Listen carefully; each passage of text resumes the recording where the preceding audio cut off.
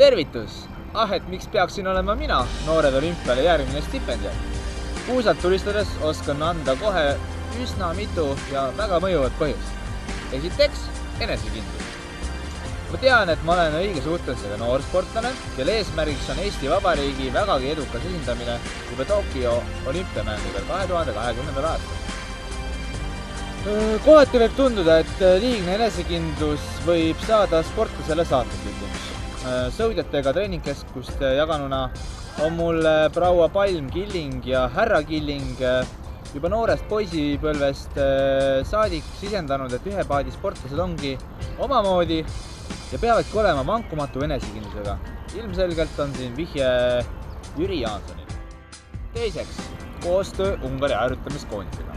Alates 2017. aastast on minu treener Ungari harjutamislegendi Imre Bulai, kes sooviks mind näha treenimas Ungaris Budapestis koos Ungari harjutamiskoondisega. Kahjuks nõuab Budapestis laagris olemine meeletult ressursse. Mul on uus treener jätnud juba esimese 3 kuuga väga sümpaatse mulje, seda enam tegemist on Sydney olümpiamängude võitjaga ja 4-kordse maailmameistriga. Need on need tulemused, mis sisendavad veelgi rohkem enesekindlust ja usku, et ma käin oma treeneri jälgedes ja toon Eesti Vabariigile au, kuulsust ja toon aerutamise rahvale taas lähemale. Nende 2 põhjuse najal julgen väita, et noored olümpiale stipendiaadiks osutumisel suudaksin teha veelgi mehelikuma arenguhüppe kui eelmistel aastatel ja olla Tokyo olümpiamängudel juba väga heas vormis ning väga kõrges konkurentsis võitlemaks medalite eest.